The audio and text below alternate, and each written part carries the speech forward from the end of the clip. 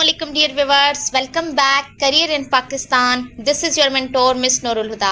जैसे कि मैंने लास्ट वीडियो अपलोड की थी top 5 fully funded scholarships for bachelors in Europe, तो उसमें मैंने आप लोगों को 5 स्कॉलरशिप्स के बारे में बताया था और फिर मैंने आप लोगों को कहा था कि आप लोग जिस भी स्कॉलरशिप में इंटरेस्टेड हों तो मुझे कमेंट सेक्शन में ज़रूर बताइएगा ताकि मैं उस स्कॉलरशिप पर वीडियो बनाऊँ। तो मुझे जो कमेंट सेक्शन में सबसे ज़्यादा कमेंट्स रिसीव हुए थे वो हुए थे SBW बर्लिन स्कॉलरशिप जर्मनी। तो आज की वीडियो में बनाने जा रही हूँ SBW बर्लिन स्कॉलरशिप जर्मनी के बारे में। इसमें मैं आपको कंप्लीट गाइड कर दूंगी कि इस स्कॉलरशिप का क्या एलिजिबिलिटी क्राइटेरिया है, कौन कौन अप्लाई कर सकता है, क्या फाइनेंशियल कवरेज है, क्या रिक्वायरमेंट्स हैं, इस स्कॉलरशिप का सिलेक्शन प्रोसेस क्या होता है। और एक इम्पॉर्टेंट बात वो ये है कि इस स्कॉलरशिप के लिए आपको एक एग्रीमेंट साइन करना पड़ता है। वो एग्रीमेंट क्या होता है, उसके आपको क्या बेनिफिट्स और क्या नुकसानात हो सकते हैं, तो इन तमाम चीज़ों को हम आज की इस वीडियो में डिस्कस करेंगे। तो यहाँ पर हम मौजूद हैं SBW बर्लिन स्कॉलरशिप की वेबसाइट के ऊपर। मैं इस वेबसाइट का लिंक भी डिस्क्रिप्शन बॉक्स में डाल दूंगी और अगर लिंक पेस्ट ना हुआ तो एटलीस्ट मैं इस वेबसाइट का नाम डिस्क्रिप्शन बॉक्स में ज़रूर लिखूंगी ताकि आप लोगों को जो डिटेल्ड इन्फॉर्मेशन चाहिए वो आप लोग इस वेबसाइट पर जाकर देख सकें। तो सबसे पहले हम आ जाते हैं इस स्कॉलरशिप के ऑब्जेक्टिव पर। तो आप ये देख सकते हैं यहाँ पर इसका कंप्लीट ऑब्जेक्टिव लिखा हुआ है जो कि काफ़ी लेंदी है, इसीलिए हम इसको स्टडी नहीं करेंगे, हम डायरेक्ट काम की चीज़ों पर आएंगे। तो यहाँ पर हमारे पास जो सबसे पहली और काम की चीज़ है वो है guidelines and criteria for the SB Berlin scholarship for international students. तो यहाँ पर भी कुछ प्रोजेक्ट्स की बात हो रही है तो हम इस पार्ट को भी स्किप कर देते हैं। सबसे पहले हम ये देखते हैं हु कैन अप्लाई, कौन SBW बर्लिन स्कॉलरशिप के लिए अप्लाई कर सकता है। तो है foreign nationals whose home countries appear to have a particular need for development assistance, यानी ऐसे फॉरेन नेशनल स्टूडेंट्स अप्लाई कर सकते हैं जिनकी होम कंट्रीज़ को डेवलपमेंट के लिए असिस्टेंस की नीड है। ठीक, तो हमारा पाकिस्तान भी एक ऐसी ही कंट्री में आता है जिसको डेवलप होने के लिए असिस्टेंस की नीड है। उसके बाद है holders of student visa for Germany और residence permanent with the purpose of taking up और carrying out course of study in Germany. ऐसे स्टूडेंट्स जिनके पास जर्मनी का वीज़ा हो या फिर रेजिडेंस परमिट हो ताकि वो जर्मनी में अपनी स्टडीज़ को कैरी कर सकते हैं। और अगर अभी आप लोगों के पास कोई स्टडी वीज़ा नहीं है या रेजिडेंस परमिट नहीं है जर्मनी का तो इट्स ओके, आप इसके बगैर अप्लाई कर सकते हैं। आपका ये प्रोसेस तब होगा जब आपकी सिलेक्शन हो जाएगी। ये उन स्टूडेंट्स के लिए है जिनके पास ऑलरेडी स्टडी वीज़ा होता है। ठीक, उसके बाद है students who study in Germany are already being funded by and other scholarship are not eligible to apply, यानी वो स्टूडेंट्स जिनकी स्टडी जर्मनी में किसी और स्कॉलरशिप के थ्रू उनको फंड्स मिल रहे हैं तो वो अप्लाई नहीं कर सकते। देन हमारे पास है An exception to this rule is assistance under the Federal Education Assistance Act. In this case, the amount of scholarship is adjusted according to the BA2G allowance. ठीक, अच्छा यहाँ पर जो है कुछ इंपॉर्टेंट चीज़ें लिखी हुई हैं, ये मैं आप लोगों को शॉर्ट फॉर्म में बता देती हूँ। The letter of recommendation should outline reasons for the chosen course of study, the connection between the organization or institution, direction, objectives and social project and applicants' responsibilities within the non-profit organization, social institution previously and henceforth after graduation. अच्छा, तो यहाँ पर simple सी बात ये है कि आप लोगों को एक ऐसा रिकमेंडेशन लेटर देना है जिसमें आपने ये मेन रीज़न मेंशन करना है कि आपने जो भी कोर्स सिलेक्ट किया है स्टडी के लिए वो आपने क्यों किया है, उस कोर्स का जो है लिंक क्या है आपके इंस्टीट्यूशन के साथ। ठीक, तो ये रिकमेंडेशन लेटर आपको किसी ऐसे इदारे से लेना है जहाँ से आपने अपनी लास्ट डिग्री कंप्लीट की है। तो इस रिकमेंडेशन लेटर में आप मेन रीज़न लिखेंगे कि आपने जो कोर्स ऑफ स्टडी सिलेक्ट किया है वो क्यों किया है, उस कोर्स ऑफ स्टडी को सिलेक्ट करने का मेन रीज़न, और फिर कनेक्शन हो उस इदारे का जहाँ से आपने स्टडी कंप्लीट की है या किसी ऐसे इदारे का जहाँ पर आपने काम किया हो तो उसका क्या लिंक है आपके कोर्स ऑफ स्टडी के साथ। ठीक है, और वहाँ पर अगर आपने काम किया है तो वहाँ पर आपकी रिस्पॉन्सिबिलिटीज़ क्या थी और अगर आप स्टूडेंट थे तब भी उस इदारे में आपकी क्या रिस्पॉन्सिबिलिटीज़ थी। ठीक, तो एटलीस्ट आपका लिंक होना चाहिए आपके उस इदारे का आपके कोर्स ऑफ स्टडी के साथ। ठीक, अच्छा, उसके अलावा जो मेन चीज़ है, it is expected to have a grade point average at least 2.0 on the German grading scale each semester. ठीक है, आपने जर्मन ग्रेडिंग स्केल को देख लेना है, उस हिसाब से अपनी जो आपकी CGPA बनती है या परसेंटेज बनती है तो उसको कैलकुलेट कर लेना है। और वो स्टूडेंट जिन लोगों ने इंटरमीडिएट किया है तो ऑब्वियसली उनका रिजल्ट परसेंटेज में होता है, बट उसे परसेंटेज से CGPA में कैसे कन्वर्ट करते हैं तो आपने कन्वर्ट करके चेक कर लेना है कि आपका एटलीस्ट 2.0 CGPA होनी चाहिए। ठीक है, अच्छा उसके अलावा 7 पॉइंट को आप स्किप कर सकते हैं। देन हमारे पास है एप्लीकेशन रिक्वायरमेंट्स। एप्लीकेशन रिक्वायरमेंट्स में क्या आ जाता है, applicants must meet the following requirements. Applicants के पास की नीचे वाली रिक्वायरमेंट्स होनी चाहिए। बिटवीन 18 to 30 ईयर्स ओल्ड, आपकी एज 18 से 30 साल के दरमियान होनी चाहिए। प्रोफेशनल और volunteer experience in the non profit social sector proven by a social institutions letter of recommendation. यानी आपके पास थोड़ा बहुत प्रोफेशनल एक्सपीरियंस होना चाहिए, फिर चाहे आपने एज अ वॉलंटियर काम किया हो वहाँ पर, फिर चाहे वो ऑर्गेनाइजेशन गवर्नमेंट सेक्टर हो या प्राइवेट सेक्टर, और प्रूव करने के लिए आपने उस सोशल इंस्टीट्यूशन से लेटर ऑफ रिकमेंडेशन लेना है। ठीक, माइनर सा भी आपका एक्सपीरियंस हो, और जिन स्टूडेंट्स ने इंटर किया हुआ है उनकी कोई जॉब वगैरह नहीं होती तो एटलीस्ट आपने अपनी स्टडी से रिलेटेड किसी ऑर्गेनाइजेशन में काम किया है, और अगर आपने नहीं किया तो एटलीस्ट आपने अगर अपने कॉलेज टाइम पर कोई वॉलंटियर के तौर पर किसी फंक्शन को मैनेज किया था तो आप अपने उस कॉलेज से वॉलंटियर एक्सपीरियंस का रिकमेंडेशन लेटर ले सकते हैं। ठीक है, उसके बाद है able to prove that they have not stayed in Germany for more than 18 months before the application. और आपने ये भी प्रूव करना है कि आपने स्कॉलरशिप एप्लीकेशन से 18 महीने पहले तक जर्मनी छोड़ चुके हो। अगर कोई जर्मनी में रहता है तो ऑब्वियसली हम लोग जर्मनी में नहीं रहते, हम इजीली प्रूव कर सकते हैं, हमारे पास कोई स्टडी वीज़ा या इस तरह की कोई भी चीज़ नहीं होती। ठीक, उसके बाद है क्वालिफिकेशन फॉर यूनिवर्सिटी इंट्रेंस। जो भी यूनिवर्सिटी की रिक्वायरमेंट होगी आप उस हिसाब से आपकी क्वालिफिकेशन होनी चाहिए।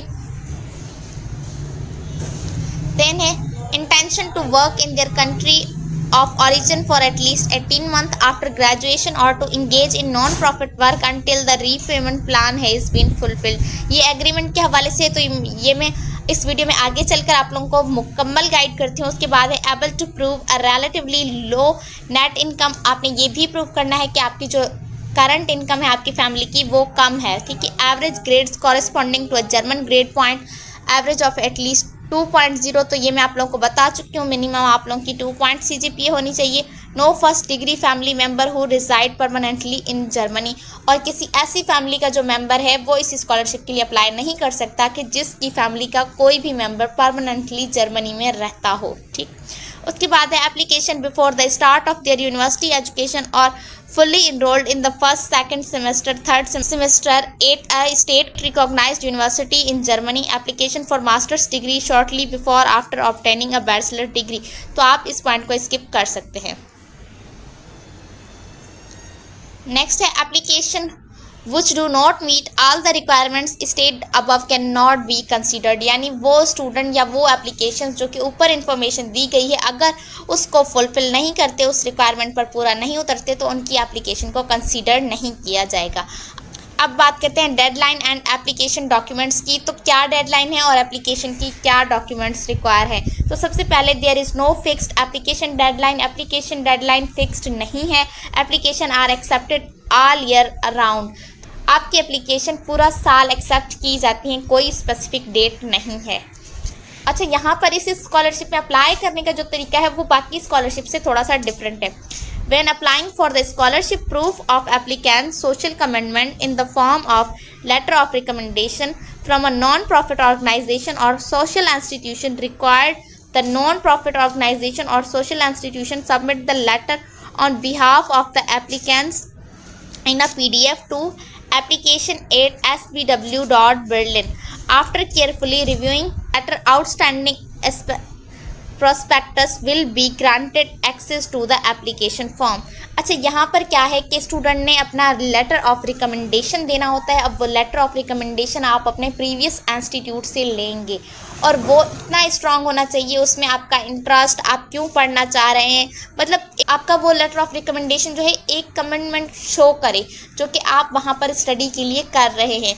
और फिर आपके उस इदारे ने या उस इदारे की बिहाफ से जो आपको रिकमेंडेशन लेटर मिला है वो application@sbw.berlin पर आपने ईमेल करना है। ठीक है, आपने पहले उसको ईमेल कर देना है।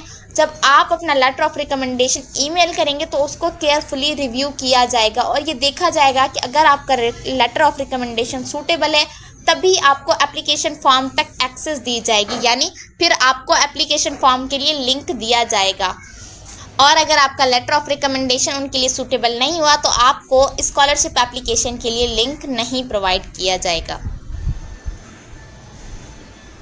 ठीक है, उसके बाद है only complete applications can be consider, applicants must submit at least the following documents. और स्टूडेंट को ये नीचे दिए गए डॉक्यूमेंट्स भी देने होंगे। Letter of recommendation from a non profit organisation और सोशल इंस्टीट्यूशन और one of SBW Berlin partner organisation by email. ठीक है, लेटर ऑफ रिकमेंडेशन आपका नॉन प्रॉफिट ऑर्गेनाइजेशन भी दे सकता है, सोशल इंस्टीट्यूशंस भी दे सकते हैं, या फिर SBW बर्लिन पार्टनर ऑर्गेनाइजेशंस के ज़रिए भी आप ईमेल करवा सकते हैं। बट आपने यहाँ पर नॉन प्रॉफिट ऑर्गेनाइजेशन या फिर सोशल इंस्टीट्यूशन को सिलेक्ट करना है। Application form a link will be shared with outstanding applicants, यानी जिन स्टूडेंट को सिलेक्ट किया जाएगा और उनको जिनका लेटर ऑफ रिकमेंडेशन पसंद आएगा उन्हीं को ही एप्लीकेशन लिंक प्रोवाइड की जाएगी। उसके बाद ये नीचे कुछ इन्फॉर्मेशन होती है, इसको आप रीड आउट कर लीजिएगा और अगर आप चाहें तो इसका स्क्रीनशॉट ले लें और आप रीड कर लें। इसमें जस्ट सिंपल सी ये बात हो रही है कि स्टूडेंट की फाइनेंशियल कवरेज और उनकी जो फैमिली की इनकम है वो क्या है, किस तरह से होनी चाहिए, मतलब उस हवाले से आपको मुकम्मल गाइड किया जा रहा है। बट इसका सिंपल मकसद यही है कि आपकी जो हाउस होल्ड है या फिर आपकी जो फैमिली की इनकम है वो इतनी कम होनी चाहिए ताकि आप इस स्कॉलरशिप को डिज़र्व करें।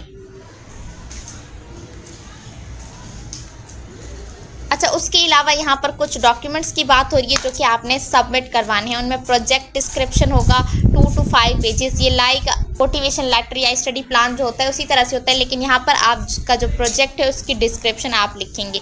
क्वालिफिकेशन फॉर यूनिवर्सिटी एंट्रेंस आपकी क्वालिफिकेशन होगी। Information about the net household income, आपकी जो करंट हाउस होल्ड इनकम है आप उसकी इन्फॉर्मेशन भी देंगे। Copy of the last school और university certificate that shows the grade point average and a grade overview, आप अपने लास्ट स्कूल यूनिवर्सिटी के सर्टिफिकेट्स और मार्क्स सर्टिफिकेट्स भी यहाँ पर सबमिट करेंगे जहाँ पर आपका जो रिज़ल्ट है या आपके ग्रेड्स को ओवरव्यू किया जाएगा। देन यहाँ पर है copy of the highest academic degree, high school diploma और university certificate that shows the grade point average and grade overview. ठीक, उसके बाद है if available copies of the following documents should be included. तो यहाँ पर ये जो नीचे कुछ डॉक्यूमेंट्स हैं अगर आपके पास हैं तो आपने ये भी देने हैं। एडमिशन टू यूनिवर्सिटी और university of applied science in Berlin और पोट्सडैम।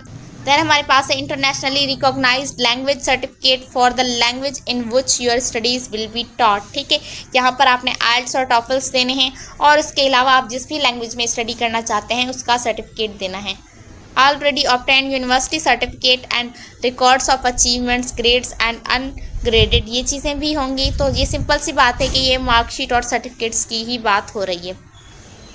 उसके बाद है all previous work, training, apprenticeship and internship certificates and references. उसके अलावा आपका जितना भी प्रीवियस एक्सपीरियंस रहा है, कोई आपको अवार्ड्स मिले हैं, कोई आपने इंटर्नशिप्स की हैं, कोई ट्रेनिंग्स की हैं, जितनी भी चीज़ें आपने की हैं उन सब के सर्टिफिकेट और उनकी रेफरेंसेस आपके पास होनी चाहिए। We recommend that all applicants submit the following additional document which are not mandatory। उसके अलावा यहाँ पर आपको सजेस्ट किया जा रहा है कि नीचे कुछ और भी डॉक्यूमेंट्स हैं जो कि ऑप्शनल हैं, वो अगर आपके पास हैं तो आप सबमिट करें, कंपल्सरी नहीं है।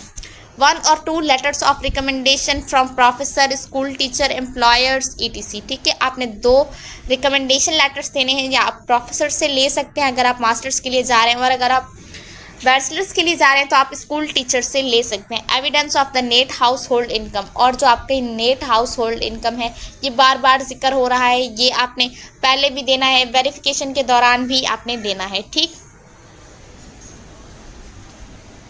उसके बाद यहाँ पर इस पूरे पैराग्राफ में जस्ट यही बात है कि आपके जितने भी डॉक्यूमेंट्स हैं या तो वो इंग्लिश लैंग्वेज में हो या जर्मन लैंग्वेज में हो, इसके अलावा अगर वो किसी और लैंग्वेज में है तो फिर आपको ट्रांसलेट करवाने होंगे। और यहाँ पर non certified copies and simple translations are sufficient for the application. जो नॉन सर्टिफाइड कॉपीज़ हैं या फिर सिंपल ट्रांसलेशन है वो सफिशिएंट है एप्लीकेशन के लिए, यानी आपको कोई भी प्रोफेशनल ट्रांसलेशन करवाने की ज़रूरत नहीं है। उसके बाद है after the successful completion of the selection process certified copies are sometimes required in the verification process. ठीक, इसके अलावा सिलेक्शन के बाद आपको कुछ और सर्टिफाइड कॉपीज़ देनी होंगी वेरिफिकेशन के लिए। अच्छा, तो यहाँ पर ये सिलेक्शन क्राइटेरिया है, आप इसे स्टडी कर सकते हैं, आप चाहें तो इसका स्क्रीनशॉट ले लें। अब हम आ जाते हैं सिलेक्शन प्रोसेस के ऊपर कि इसका क्या सिलेक्शन प्रोसेस है। So during the first phase, the selection process, the letter of recommendation from the applicants are carefully reviewed. A decision is then made as to whether applicants will be granted access to the application portal. The link will be shared email. ठीक, तो first phase में क्या होगा कि आप letter of recommendation भेजेंगे, उसे review किया जाएगा और उस पर ये डिसाइड किया जाएगा कि स्टूडेंट को एप्लीकेशन लिंक तक एक्सेस देनी है या नहीं। और अगर डिसाइड होता है कि आप लोगों को वो स्कॉलरशिप देना चाह रहे हैं तो फिर वो आप लोगों को ईमेल के थ्रू एप्लीकेशन की लिंक भेजेंगे। During the second phase of the selection process, the application form, the applicant's grade and financial situation are carefully reviewed. Second phase में आपकी जो एप्लीकेशन फॉर्म है उसको completely रिव्यू किया जाएगा, जिसमें आपके मार्क्स, आपके ग्रेड्स देखे जाएंगे और आपकी जो फाइनेंशियल सिचुएशन है वो भी देखी जाएगी। During the third phase, the selection process, an interview or video conference is conducted. तो इस कंप्लीट थर्ड फेज में क्या होगा, या तो आपकी वीडियो कॉन्फ्रेंस होगी या फिर आपसे ऑनलाइन इंटरव्यू कंडक्ट किया जाएगा। उसमें आपसे कुछ क्वेश्चंस पूछे जा सकते हैं, आपको कुछ सिचुएशंस दी जा सकती हैं कि इस तरह की सिचुएशन अगर आपको फेस करनी आए तो आप क्या करेंगे। मतलब इस तरह का एक सिनेरियो बेस्ड आपका टेस्ट लिया जाता है जो कि इंटरव्यू के तौर पर होता है। ठीक है, ओरली होगा, रिटन टेस्ट नहीं होता। ठीक, then the final selection is made, उसके बाद आपकी फाइनल सिलेक्शन होती है। उसके बाद नेक्स्ट प्रोसेस है वेरिफिकेशन प्रोसेस। तो यहाँ पर आपके डॉक्यूमेंट्स और तमाम चीज़ें वेरीफाई होंगी और यहाँ पर कुछ ऐसे डॉक्यूमेंट्स हैं जो कि रिक्वायर होंगे। Copy of your passport with a current passport picture, आपको पासपोर्ट की कॉपी देनी होगी। Copy of your student visa for Germany और copy of residence permit with the proposal taking up और carrying out course of study in Germany, तो आपको ये भी लेना होगा। Evidence of the net household income, ये आपको दोबारा देनी होगी। देन हमारे पास आ जाता है evaluation report from uni assistant और other evidence converting grades to the German grading system, तो इस चीज़ को भी रिव्यू किया जाएगा। Copy of your latest school और university certificate with a grade overview if another certificate has been issued. ठीक, तो इन चीज़ों को भी रिव्यू किया जाएगा। अब हम आ जाते हैं मेन चीज़ के ऊपर जो है इस एग्रीमेंट के हवाले से, return to the home country and repayment obligation. यानी यहाँ पर आपको दो सिचुएशन दी जाएंगी, या तो आप डिग्री कंप्लीट करके अपनी कंट्री वापस आएंगे और अगर आप जर्मनी रुकना चाहते हैं तो फिर आप रीपे करेंगे। और वो कैसे होगा, तो आइए यहाँ मैं आप लोगों को बताती हूँ। The SPW Berlin Scholarship Program usually provide for a limited study in Germany, which is limited to the duration of your studies. After the end of funding or the end of the course, scholarship recipient have two options. आपके पास कौन से दो options होंगे वो हम देखते हैं। First option है they return to their respective home countries, develop and implement their projects locally for at least 18 months in cooperation with the local non-profit organization or social institution. In this case, there is no obligation to repay the grant. पहली situation तो ये है कि student अपनी study complete करने के बाद अपनी कंट्री वापस जाएंगे, वहाँ पर जितने भी नॉन प्रॉफिट ऑर्गेनाइजेशन हैं या फिर सोशल इंस्टीट्यूशन हैं उनके साथ 18 मंथ तक काम करेंगे, यानी 1.5 साल तक आप काम करेंगे और जो भी प्रोजेक्ट्स वगैरह आपने सीखे हैं उन्हें लोकली इम्प्लीमेंट करेंगे। इस सिचुएशन में आप पर कोई भी रीपेमेंट की ऑब्लिगेशन नहीं होगी। और सेकंड सिचुएशन ये है they remain in Germany after the end of their studies और funding but the financial benefit of the SPW Berlin scholarship must be repaid. They previously notarized repayment plan in 12 monthly installment began 3 months after the end of the study or funding period.